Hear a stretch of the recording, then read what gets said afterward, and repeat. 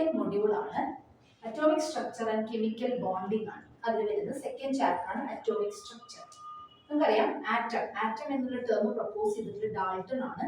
ഇവിടെ റൂതർഫോർഡ് എക്സ്പെരിമെന്റ് ആണ് പറയുന്നത്. എന്താണ് റൂതർഫോർഡ് എക്സ്പെരിമെന്റ് ഒരു എയിം ആയിട്ട് പറയുന്നത്? അവിടെ പറയുന്നത് to test Thomson plum pudding model. അതാണ് മെയിൻ എയിം ആയിട്ട് റൂതർഫോർഡിന്റെ മെയിൻ എയിം ആയിട്ട് പറയുന്നത്. എക്സ്പെരിമെന്റ് മെയിൻ എയിം ആയിട്ട് പറയുന്നത് to test Thomson plum pudding model. ഇതാണ് അതിന്റെ മെയിൻ എയിം. ഈ ഒരു എക്സ്പെരിമെന്റ് കൊണ്ടുവരാനുള്ള ഉദ്ദേശം എന്ന് പറഞ്ഞാൽ അതായിരുന്നു. അടുത്ത ഹെയ്സൻബർഗ് അൺസർട്ടനിറ്റി പ്രിൻസിപ്പിൾ. എന്താണ് ഹെയ്സൻബർഗ് അൺസർട്ടനിറ്റി പ്രിൻസിപ്പിൾ എന്ന് പറഞ്ഞാൽ it is impossible to simultaneously measure a particle's position and momentum with perfect accuracy. അതായത് കൃത്യമായിട്ട് ആക്യുറസി വെച്ചുകൊണ്ട് നമുക്കൊരു മെഷർമെന്റ് സാധ്യമല്ല. അതുകൊണ്ട് സൈമൾട്ടേനിയസ്ലി ആയിട്ട് മെഷർ ചെയ്യാൻ നമുക്ക് സാധ്യമല്ലാത്തതുകൊണ്ട് നമ്മൾ അപ്ലൈ ചെയ്യുന്ന പ്രിൻസിപ്പിളാണ് ഹെയ്സൻബർഗ് അൺസർട്ടനിറ്റി പ്രിൻസിപ്പിൾ എന്ന് പറയുന്നത്. കാരണം ഒരു പാർട്ടിക്കിൾസിന്റെ പൊസിഷൻ മെഷർ ചെയ്യാനോ അതിന്റെ മൂവ്മെന്റ്സ് മെഷർ ചെയ്യാനോ സാധ്യമല്ലാത്തതുകൊണ്ട് നമ്മൾ അപ്ലൈ ചെയ്യുന്ന പ്രിൻസിപ്പിളാണ് ഹെയ്സൻബർഗ് അൺസർട്ടനിറ്റി പ്രിൻസിപ്പിൾ. അപ്പൊ അങ്ങനെ വരുന്ന സമയത്ത് ഇവിടെ അൺസർട്ടനിറ്റി, പ്രോട്ടോണിന്റെ കേസിൽ ഒരു അൺസർട്ടനിറ്റി വരാം, അതുപോലെ തന്നെ വെലോസിറ്റി കേസിൽ ഒരു അൺസർട്ടനിറ്റി വരാം. അപ്പൊ നമ്മൾ അപ്ലൈ ചെയ്ത പ്രിൻസിപ്പിളാണ് ഹെയ്സൻബർഗ് അൺസർട്ടനിറ്റി പ്രിൻസിപ്പിൾ. അടുത്ത് അറ്റോമിക് നമ്പർ ആണ്. അറ്റോമിക് നമ്പറിനെ ഡിനോട്ട് ചെയ്യുന്നത് Z എന്നാണ്. Number of protons in an atom, അതാണ് അറ്റോമിക് നമ്പർ. അറ്റോമിക് നമ്പർ എന്ന് പറഞ്ഞാൽ number of protons in an atom. ഒരു ആറ്റത്തിൽ എത്ര പ്രോട്ടോൺസ് ഉണ്ട് എന്ന് മെഷർ ചെയ്യുന്നതിനാണ് അറ്റോമിക് നമ്പർ, അല്ലെങ്കിൽ എന്ന് ഡിനോട്ട് ചെയ്യുന്നതാണ് അറ്റോമിക് നമ്പർ Z ആയിട്ട് കാണിക്കുന്നത്. അടുത്ത് മാസ് നമ്പർ ആണ്. മാസ് നമ്പർ എന്നോട് ഉദ്ദേശിച്ച് A എന്നാണ് ഡിനോട്ട് ചെയ്യുന്നത്. Total number of protons and neutron in an atom. ഒരു ആറ്റത്തിൽ എത്ര പ്രോട്ടോൺ ഉണ്ട്, എത്ര ന്യൂട്രോൺ ഉണ്ട് എന്ന് പറയുന്നത് നമ്മൾ മാസ് നമ്പർ എന്നാണ് പറയുക. A എന്നതാണ് ഡിനോട്ട് ചെയ്യുക. അടുത്ത ഐസോട്ടോപ്പ് ആണ്. ഐസോട്ടോപ്പ് എന്ന് പറഞ്ഞാൽ atom of same element different mass number. അതായത് മാസ് നമ്പർ ഡിഫറെന്റ് ആയിരിക്കും, പക്ഷെ ഒരു സെയിം എലമെന്റിന്റെ ആറ്റം ആണെങ്കിൽ അതിനെ ഐസോട്ടോപ്പ് എന്ന് പറയാം. അപ്പൊ എന്താണ് ഐസോബാർ എന്ന് പറഞ്ഞാൽ? ഐസോബാർ എന്ന് പറഞ്ഞാൽ atom of different element with same mass number.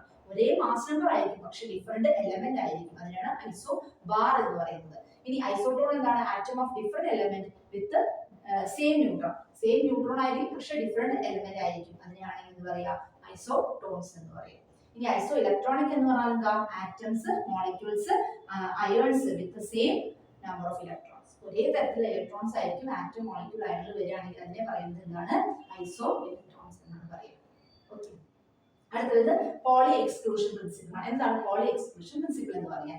Atom of number of atom having no 2 electrons are separate set of 4 quantum numbers എന്നുള്ള രീതിയിലാണ് പോളി ഇലക്ട്രോൺ പ്രിൻസിപ്പിൾ പറയുന്നത്. എന്താണ് പോളി ഇലക്ട്രോൺ പ്രിൻസിപ്പിളിന്റെ പ്രത്യേകതയായിട്ട് പറയാൻ പറ്റുക? പോളി ഇലക്ട്രോൺ പ്രിൻസിപ്പിൾ പറയുന്നത് atom number, ഏതൊരു atom number ആയിക്കോട്ടെ, 2 electrons ഉണ്ടായിരിക്കും. Can have same set of 4 quantum numbers. ഒരേ തരത്തിലുള്ള ക്വാണ്ടം നമ്പേഴ്സിൽ 2 ഇലക്ട്രോൺസ് വരികയാണെങ്കിൽ, ആറ്റത്തിൽ 2 ഇലക്ട്രോൺസ് വരികയാണെങ്കിൽ അതിനെയാണ് എന്ത് പറയുക? പോളി എക്സ്ക്ലൂഷൻ പ്രിൻസിപ്പിൾ എന്ന് പറയുന്നത്. ഇനി ഓഫ് പ്രിൻസിപ്പിൾ ആണ്. Aufbau principle how electron fill atomic orbital in order of increase energy level. Energy level കൂട്ടാൻ വേണ്ടിയിട്ട് എങ്ങനെയാണ് അറ്റോമിക് ഓർബിറ്റലിൽ ഇലക്ട്രോൺ ഫില്ല് ചെയ്യുന്നത് എന്നുള്ളതാണ് ഈ പ്രിൻസിപ്പിൾ കൊണ്ട് ഉദ്ദേശിക്കുന്നത്. എല്ലാം തന്നെ ഷോർട്ടാണ് നമ്മൾ പറയുന്നത്. അടുത്തത് Hund's rule for maximum multiple ആണ്. എന്താണ് ഹൺസ് റൂൾ എന്ന് പറഞ്ഞാൽ? വിത്തിൻ എ ഗിവൺ സബ്സെറ്റ്, ഒരു സബ്ഷെല്ലിന്റെ ഉള്ളിൽ electrons individually occupy each orbital. Electrons individually എന്ത് ചെയ്യും? അതിന് സ്വന്തം കഴിവുകൊണ്ട് ഓർബിറ്റൽ ഓക്കുപ്പൈ ചെയ്യും. ബിഫോർ പെയർ ആവുന്നതിന് മുന്നേ തന്നെ ഓർബിറ്റൽ എന്ത് ചെയ്യും? അത് ഓക്കുപ്പൈ ചെയ്യും. And they will do so with the same spin direction. ഒരേ ഡയറക്ഷൻ വെച്ചിട്ടാണ് എന്ത് ചെയ്യുന്നത്? അങ്ങനെ ഓർബിറ്റൽ ഓക്കുപ്പൈ ചെയ്യുന്നത്. അതിനെയാണ് Hund's rule for maximum principle ആയിട്ട് പറയുന്നത്, മാക്സിമം മൾട്ടിപ്പിൾ ആയിട്ട് പറയുന്നത്. അടുത്ത ഇലക്ട്രോ മാഗ്നറ്റിക് റേഡിയേഷൻ ആണ്. ഇലക്ട്രോ മാഗ്നറ്റിക് റേഡിയേഷൻ എന്ന് പറഞ്ഞാൽ form of energy that travels through space in the form of waves. Waves ആയിട്ട് ട്രാൻസ്ഫർ ചെയ്യുക, ട്രാവൽ ചെയ്യാണ് സ്പേസിലൂടെ. ആ ഫോം ഓഫ് എനർജിനെയാണ് എന്ത് പറയുന്നത്? Electro magnetic radiation. കാണാൻ ഇങ്ങനെ വേവ് ഷേപ്പിലൊക്കെ അതിന്റെ ഡയഗ്രമാറ്റിക് ആയിട്ട് റെപ്രസെന്റ് ചെയ്യാറുണ്ട്. അതിനാണ് ഇലക്ട്രോ മാഗ്നറ്റിക് റേഡിയേഷൻ എന്ന് പറയുന്നത്. അടുത്ത ക്യാരക്ടറിസ്റ്റിക് പാരാമീറ്റേഴ്സ് ആണ്. ക്യാരക്ടറിസ്റ്റിക് പാരാമീറ്റേഴ്സ് പറയുന്നത് വേവ് ലെങ്ത് പറയുന്നുണ്ട്, ഫ്രീക്വൻസി പറയുന്നുണ്ട്, അതുപോലെ ആംപ്ലിറ്റ്യൂഡ്, വേവ് നമ്പർ, അതുപോലെ വെലോസിറ്റി.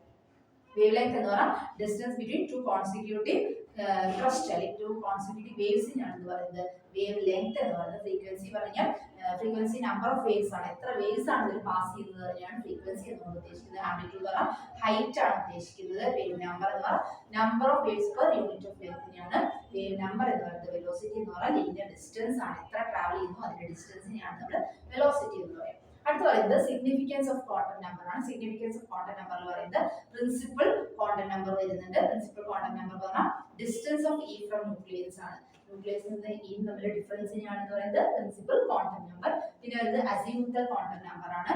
അസിമുത്തൽ ക്വാണ്ടം നമ്പർ എന്ന് പറഞ്ഞാൽ പാത്ത് വേ ആണ്, പാത്ത് ഓഫ് ഇലക്ട്രോൺ ആണ്. ആ പാത്ത് ഓഫ് ഇലക്ട്രോൺ എന്ന് പറയുന്നത് അസിമുത്തൽ ക്വാണ്ടം നമ്പർ ആണ്. പിന്നെ മാഗ്നറ്റിക് ക്വാണ്ടം നമ്പർ ഉണ്ട്, അത് എത്ര നമ്പർ ഓഫ് മാഗ്നറ്റിക് ഓറിയന്റേഷൻ ആണ് നടക്കുന്നത് അതിനാണ് മാഗ്നറ്റിക് ക്വാണ്ടം നമ്പർ. പിന്നെ മാഗ്നറ്റിക് സ്പിൻ ക്വാണ്ടം നമ്പർ വരുന്നത് കണ്ടിന്യൂസ്ലി എത്ര സ്പിൻ ചെയ്യുന്നുണ്ട് എന്നുള്ളതിനെ കാണിക്കുന്നതാണ് മാഗ്നറ്റിക് സ്പിൻ ക്വാണ്ടം നമ്പർ. അടുത്ത പറഞ്ഞ ഡ്യുവൽ നേച്ചർ ഓഫ് മാറ്റർ ആണ്. എന്താണ് ഡ്യുവൽ നേച്ചർ ഓഫ് മാറ്റർ എന്ന് പറഞ്ഞാൽ matter is associated with particle as well as wave like nature. Matter എത്രയാണ് ഒരു പാർട്ടിക്കിളുമായിട്ട് ബന്ധപ്പെട്ട് എത്ര മാറ്റർ അസോസിയേറ്റ് ചെയ്തിട്ടുണ്ട്, അതുപോലെ തന്നെ വേവ് ലൈക്ക് നേച്ചർ ആണെങ്കിൽ അതിനെ പറയുന്നതാണ് ഡ്യുവൽ നേച്ചർ ഓഫ് മാറ്റർ എന്ന് പറയുന്നത്. അത് നമുക്ക് ഒരു ഇക്വേഷൻ ആയിട്ട് പറയാം. ഡി ബോർഗ്ലി ഇക്വേഷൻ എന്നാണ് പറയാറ്. ഡി ബോർഗ്ലി ഇക്വേഷൻ എന്ന് പറയുന്നത് mc² = hc/λ ആണ്. mc² = hc/λ തിരിച്ചിട്ട് കഴിഞ്ഞാൽ λ h/mc എന്ന് പറയാറുണ്ട് ഇക്വേഷൻ. അടുത്ത പറഞ്ഞ ഫോട്ടോ ഇലക്ട്രിക് ഇഫക്റ്റ് ആണ്. ഫോട്ടോ ഇലക്ട്രിക് ഇഫക്റ്റ് എന്ന് പറഞ്ഞാൽ ലൈറ്റുമായിട്ട് ബന്ധപ്പെട്ട് എക്സ്പോസ് ചെയ്യുന്നതിനെയാണ് ഫോട്ടോ ഇലക്ട്രിക് ഇഫക്റ്റ് എന്ന് പറയുന്നത്. എക്സ്പോസ് ടു ലൈറ്റ്, അതുപോലെ ആൽക്കലി മെറ്റൽസ് ലോസ് ഇലക്ട്രോൺസ്, ഇതിനെയാണ് ഫോട്ടോ ഇലക്ട്രിക് എഫക്റ്റ് ആയിട്ട് പറയുന്നത്. അതായത് ലൈറ്റുമായിട്ട് ബന്ധപ്പെട്ട് പോകുന്ന സമയത്ത് ലൈറ്റുമായിട്ട് ബന്ധപ്പെട്ട് പോകുന്ന സമയത്ത് ആൽക്കലി മെറ്റൽസിന് അതിന്റെ ഇലക്ട്രോൺസിനെ നഷ്ടപ്പെടുകയാണെങ്കിൽ അതിനാണ് എന്ന് പറയുന്നത് ഫോട്ടോ ഇലക്ട്രിക് എഫക്റ്റ് എന്ന് പറയുന്നത്.